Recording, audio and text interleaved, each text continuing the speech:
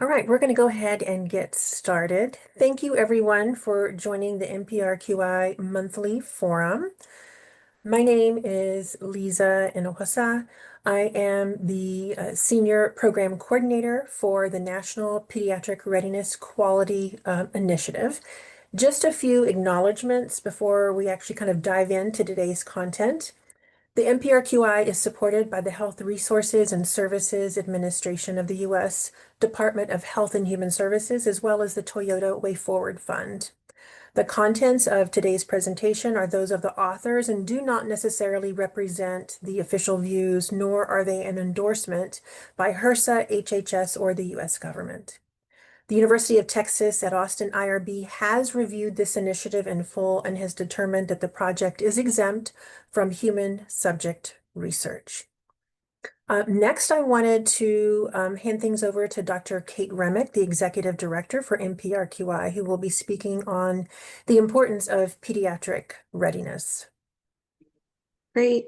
Thank you, Lisa, and good afternoon, everybody. Just a really quick and brief kind of grounding, hopefully, as to why we're all here. It's really nice to see so many faces from all over the country and really excited to continue to support all of your work.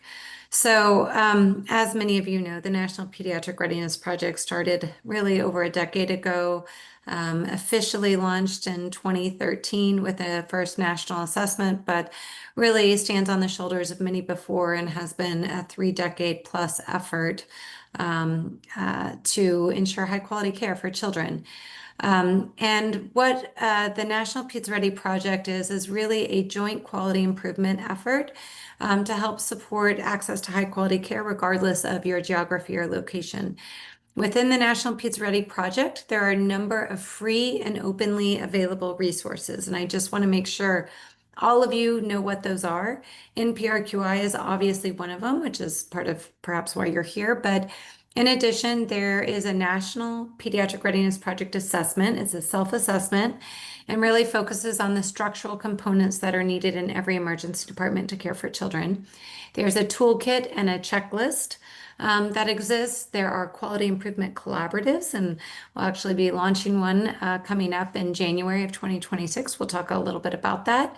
And then in addition, there's the NPRQI platform, which obviously is why you all are here. And then lastly, kind of the last kind of pillar of the National Peds Ready Project is that many states, now 19 states, have pediatric readiness recognition programs, meaning that if you're doing this work, you're engaged in pediatric readiness, why not be recognized so that you can demonstrate to your community the investment that you're making in the outcomes for children. So we have learned from these national assessments that have been ongoing since 2013 that there are 2 primary ways to really drive pediatric improvement and pediatric readiness. And that is 1, by having a pediatric emergency care coordinator or pediatric champion, and 2, by engaging in some form of quality improvement efforts. And with those 2 components, we see an average over 25-point increase in overall pediatric readiness scores. And that high level of readiness is associated with as much as a 76% decrease in mortality risk for critically ill children and could potentially save over 2,000 lives a year if every single hospital in the United States, every single emergency department were indeed pediatric ready. So pediatric readiness really is about saving lives, and hope that you are making great use of all of these resources. We do have another Peds Ready assessment also coming up in 2026, but the open assessment is available, and really excited to help continue this QI journey as well. So next slide. So why are we doing this? Why is this so important? Well, if you look at the 5,000 plus emergency departments that exist around the country, very, very few are children's hospitals. In fact, less than 3% are children's hospitals. And so the great majority of pediatric patients, over 80% of them, go to general EDs, community hospitals, ones close to their home, where they seek care. And because of that, that means that we have this high volume pediatric population that's being dispersed across different community EDs or centers that technically see a pretty low volume of kids single-handedly. And that makes it really hard to maintain ongoing efforts related to pediatric readiness, and why we need people like you at every single emergency department who are championing the cause and ensuring that the ED is ready. So with that, I'll turn it back to Lisa. Thanks. Thank you, Kate. So I wanted to do a little bit deeper dive in the NPRQI role in pediatric readiness.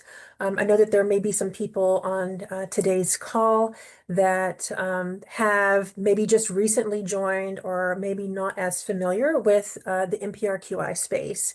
So for those of you all that are new, just wanted to share that NPRQI is a free self-paced platform that really enables EDs to securely measure and benchmark as well as enhance their performance on essential pediatric care processes. Really think of NPRQI as a framework and a toolkit for your emergency department to really implement continuous quality improvement that's really aimed at the heart of improving pediatric readiness. And what's also really nice about NPRQI is that it was really specifically designed to inform and empower frontline staff who are actually providing care to the pediatric patients that are coming through your emergency department. So again, just kind of reiterating the importance of quality improvement in which Kate was previously discussing. And many of you already know that pediatric quality improvement is the leading driver of pediatric readiness. And we know that that's associated with improved clinical care and outcomes for children that come through your EDs. Really, what's at the heart of NPRQI is being able for the first time to truly understand something that you probably have never really been able to tangibly see. So we're really talking about using quality improvement, and data to actually inform meaningful and actionable change in your emergency department and your care processes. NPRQI really simplifies quality improvement by offering a set of nationally vetted metrics, customizable visual dashboards, along with a host of support services that really enables EDs of all sizes to participate in quality improvement. And what's really great is you don't have to have any experience in the quality improvement world. We're really designed to really help sites that don't have that previous experience to kind of get you guys up and running. NPRQI really helps EDs to identify gaps in care so that they can be certain that the efforts that they're really making toward pediatric readiness is making a difference in their patients. So this diagram that we've got on the screen is really a path to better care through NPRQI. So it's really about the implementation process, which starts with accessing a free and secure web-based platform. You're able to capture your pediatric patient encounters in the data portal. You're able to use the visualization tools of the performance dashboards to measure your performance, benchmark against similar pediatric patient volume sites, as well as benchmark against the national performance. And really being able to reflect on that data, use strategies that align with pediatric readiness, as well as strategies that align with your organization's mission, goals, and objectives, and ultimately transform your ED's pediatric emergency care data and improve and drive results. So the NPRQI framework really consists of 7 clinical conditions. These are the most common clinical conditions. These were identified by a host of subject matter experts that we worked with for over 18 months to really identify what would be the most meaningful clinical conditions that would really support low-resourced, low pediatric patient volume EDs. And so what they landed on was assessment, interfacility transfer, blunt head trauma, seizures, respiratory complaints, vomiting, as well as suicidality. So along with these clinical conditions, we do also offer 28 evidence-based measures that are really tailored specifically for lower pediatric patient volume sites as well as rural pediatric patient sites. And really using these clinical conditions and these measures that are going to be most relevant and most impactful to the foundational care processes for pediatric patients. So next, I wanted to hand off to Crystal Bartley, our Quality Improvement Director for NPRQI, that's going to be speaking on. I know the information that you all have been really waiting to hear about the upcoming changes to NPRQI. Thanks, Lisa. So the next series of slides will walk you through some of the updates that you can expect later this year throughout 2026. So the future of NPRQI is really about streamlining your processes and making the resources that we have available readily accessible to you and your team. So over the last 2 years, you all have actively used our platform and gave us some great feedback on how you would like to integrate the NPRQI platform into your ED workflows.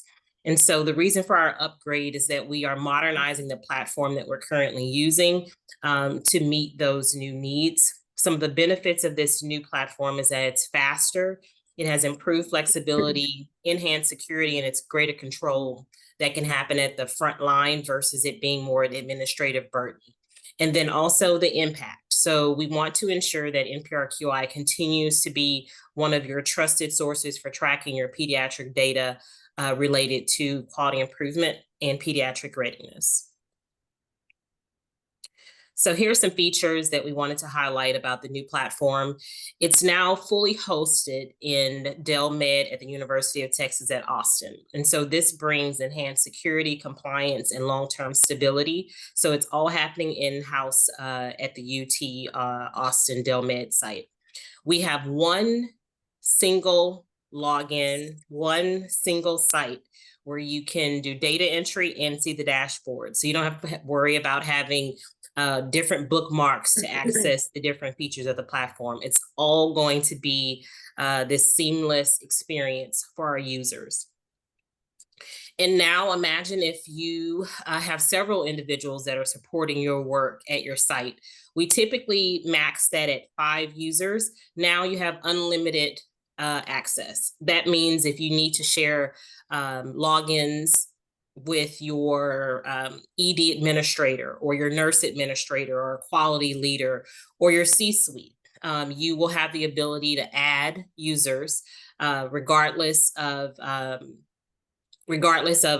restriction on the number of those individuals. You also have the ability to manage their access. So you can add and remove or update the access that someone needs without waiting for us to be the middleman to get you that upgraded access. They will also streamline data entry. And the goal there is really to minimize the amount of time you're taking to do this work. And so you can focus on improvement and everything's streamlined in one place. So then you're probably saying, well, then what else is changing? We actually want to highlight what's staying the same. So registration will all be migrated for you. So all of the content that you submitted at the very beginning of your work with NPRQI will be transferred to the new system. You will have one element that you'll need to update, and Lisa's going to tell you a little bit more about that. The measures stay the same. The measures and how they're displayed on the dashboard, it stays the same. So we didn't make any changes to the content that you are accustomed to with NPRQI. You'll still have your patient record log to track your patient encounters, just like you did as before. And the mission, goals, and focus, where our goal is to measure, reflect, and improve care, stays the same. We're just optimizing the technology. And so what we want you to do is keep an eye out on your inbox when we say it's time to migrate, it's time to make that switch. We will have a couple different opportunities for you to learn more about the platform, to sort of see it in action. We'll have onboarding and training resources available, so you're not going to make that transition in the dark. And we look forward to showing you guys this new suite platform that we have available for you. So now I'm going to pass it to Lisa to tell you about the one element to keep in mind for this next transition. Thanks, Crystal. So great news all around. You may be thinking, okay, so what is it that I need to do to continue my access to NPRQI? So the main issue is really needing to complete an updated participant organization agreement. As Crystal explained, we will be bringing the data portal that has previously been hosted by an external vendor. We are bringing it in-house in 2026 to Dell Medical School at the University of Texas. And so we need that participant organization agreement to reflect the security requirements for the platform as it's housed at the University of Texas. We do recommend that you allow up to 30 days for internal processing at your particular site. When we initially launched NPRQI in 2022, 2023, we found that most sites are able to actually get their agreement signed internally within 30 days. Some sites may take a little bit longer. Since we have issued the communication that went out last week about the need for the POA, we've already received 16. So we know that there are many sites that can get this done really quickly. So in terms of what to expect for new users or lapsed sites. So if you are a site that recently registered for NPRQI, but have not participated in the data portal, have not submitted a participant organization agreement, you will have an option. You can either continue with the participant organization agreement with our external vendor for a limited amount of time. If you are like ready to go and want to get involved in quality improvement work and pediatric readiness, and you want to dive in right now, go ahead and complete the existing participant organization agreement. Just know that you will need to complete the updated participant organization agreement this year in order to maintain access in 2026. So also for sites that have had a executed participant organization agreement, but just were not able to make that leap to actually doing the data entry and the benchmarking, you will also need to complete and submit the updated participant organization agreement. As Crystal had mentioned, once that system goes live, once we have an executed participant organization agreement for the upgraded platform, those existing sites will be migrated over to the new platform. Any of the data that was previously entered with the external vendor will also be migrated over.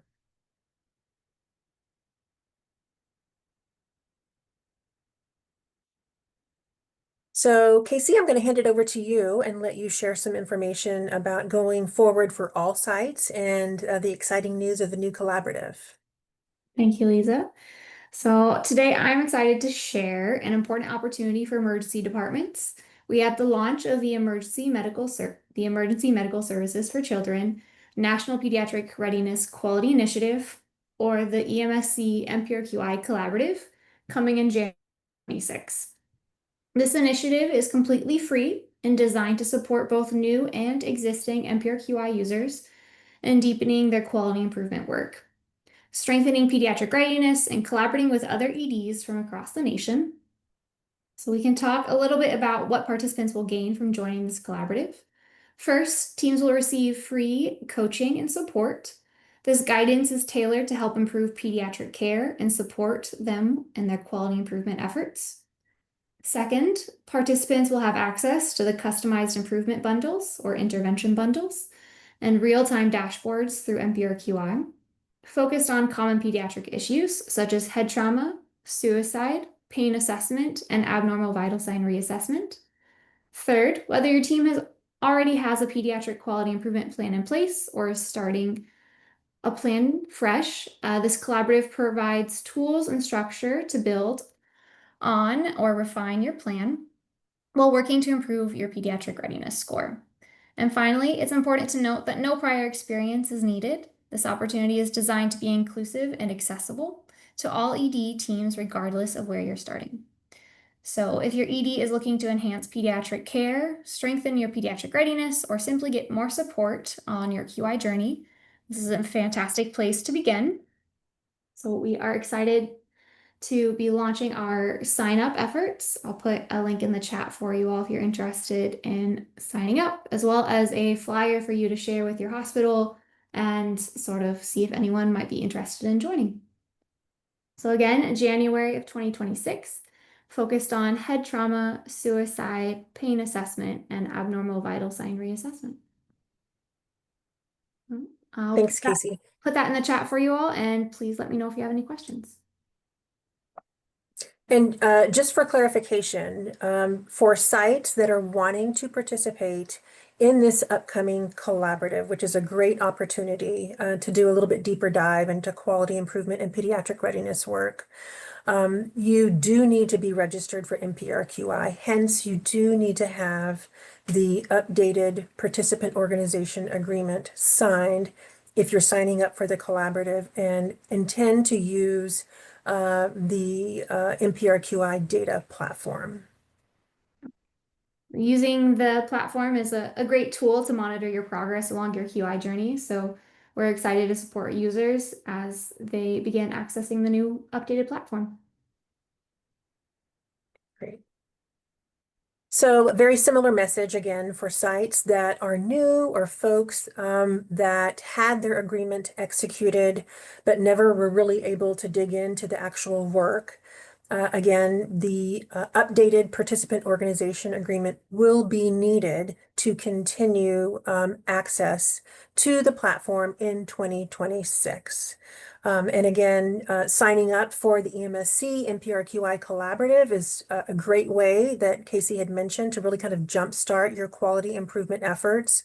It's also going to be guidance in terms of the upcoming 2026 NPRP assessment as well. So watch again for the onboarding and training resources. And again, be sure to submit that updated participant organization agreement. So we wanted to pause for a minute. We know that's a lot of information and just provide some space for folks maybe to ask questions that they may have. You're welcome to enter those in the chat. You're welcome to unmute yourself.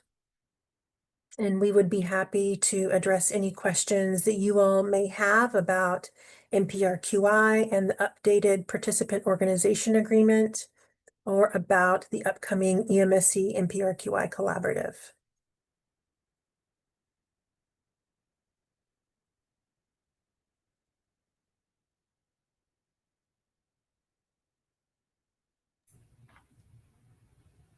I have a question, Lisa. Yes. This is Gabrielle from Long Beach. Hey, Gabrielle. Hi. So the indicators that you showed would be set basically for the entire platform. If we have our own QI plan, we're not able to tailor it to our own indicators.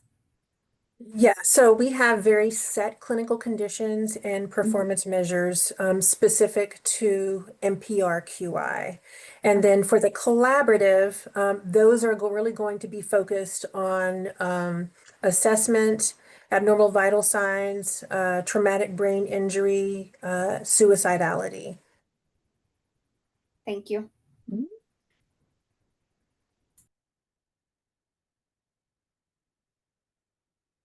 So I had a question come in and somebody was asking about if I submit the new participant organization agreement, can I still access the existing platform this year? And the answer is yes. So even if you submit that new participant organization agreement, you will continue to access NPRQI and the performance dashboards as you normally would.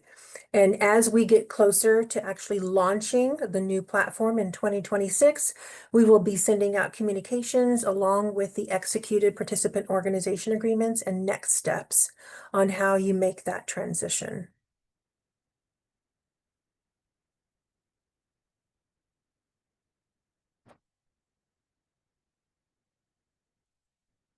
So in terms of how NPRQI really supports your quality improvement work that you're doing at your emergency department, again, we just can't emphasize the importance of quality improvement and specifically that it being the leading driver around pediatric readiness. And what's really nice about using the data portal is you're really kind of getting a peek behind the curtain, if you will, of what your pediatric emergency care processes look at your specific ED. So really being able to visualize what that care process looks like and being able to use that data to really inform actionable change. I know there's some folks that were involved in the previous quality improvement collaborative that used NPRQI, and you all are welcome to share any of your experiences and really elaborate on what it was like to actually kind of see that data for the first time and really be able to share that information and make the work that you're doing tangible to other people, to your leadership, to your quality improvement committee.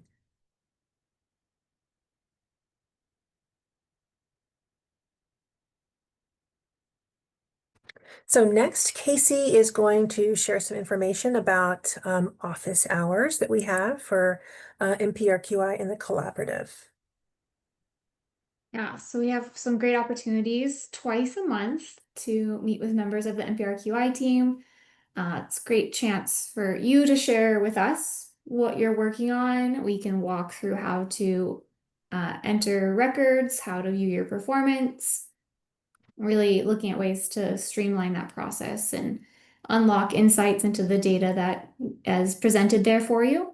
Additionally, during this transition period, if you have questions related to the updated POA or what might be coming down the road, we'd be happy to use this time to also answer those questions for you.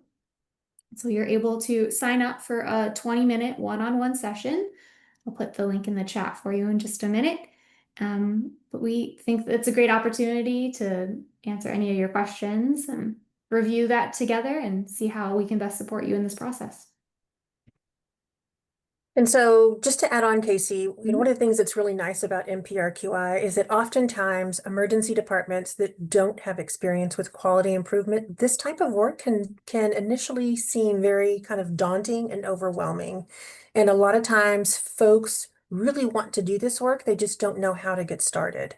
And the Quality Improvement Collaborative is a great way to learn how to start doing this work step by step. So in the collaborative, you will have an opportunity to engage with subject matter experts on the specific clinical conditions that we're going to be covering in the collaborative. You're also able to engage with peers across the US that are actually engaging in the collaborative as well and learning what other sites are doing. And then oftentimes, sometimes you may be the person that's providing that peer-to-peer support and really helping people to understand how they can overcome some of their challenges in starting some of this work.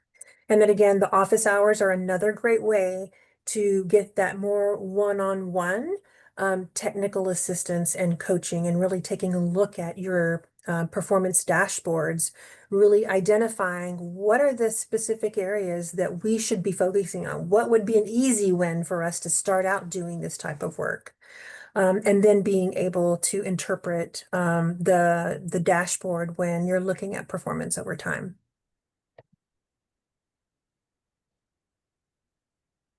So really thinking about the tenets of NPRQI, it's really all about being able to measure, reflect and improve on your pediatric emergency care. So when you're measuring, you're actually being able to access the data platform.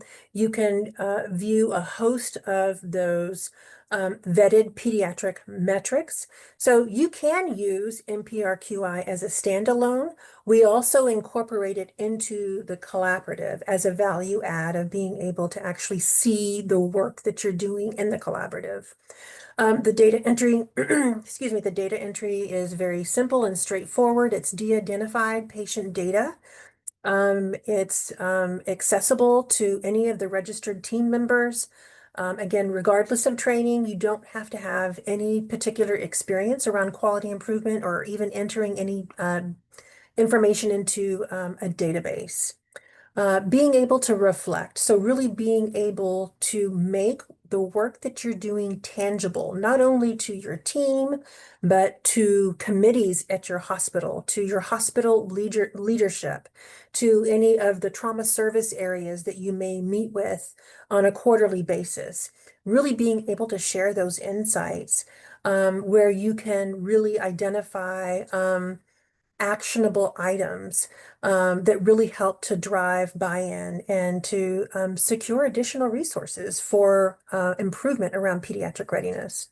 And then also being able to kind of turn those insights that you're getting through the office hours or through the collaborative, turning those things into action and being able to implement evidence-based changes that are informed by the data from your specific site. And again, being able to track that data over time. And then ultimately being able to sustain, long-term excellence when it comes to pediatric readiness, being able to leverage the data to develop a comprehensive pediatric quality improvement plan that is supported by resources, supported by data, by guidance, and the collaborative network in general. So if you have not seen our communication resources, we will put a link where you can access those. We have an amazing communication strategist that has really helped us to hone our message around NPRQI. We have an ED leadership and C-suite promo package. Some people may be thinking, I love this. This is my life's passion, but how do I convince my my CEO of my hospital that we need to do this?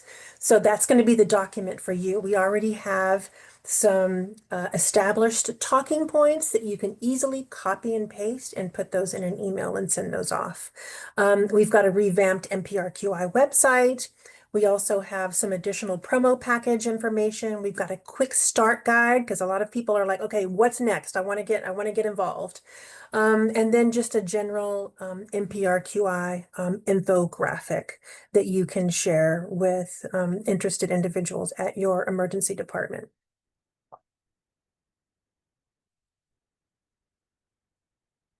What questions do folks have about any of the changes that we talked about, the collaborative, next steps?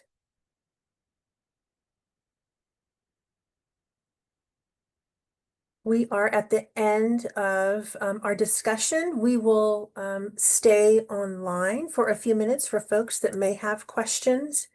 And we really can't emphasize enough the importance of using, better data to make better decisions and ultimately for your site to provide better care.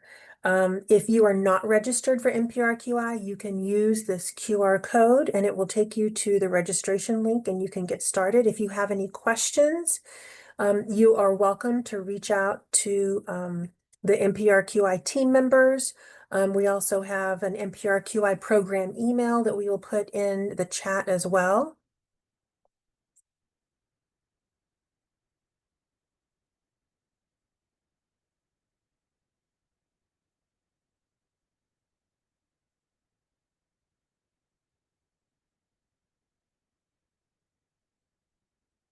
Thank you all so much for coming. We will hang around for a few minutes to answer any questions that you all may have.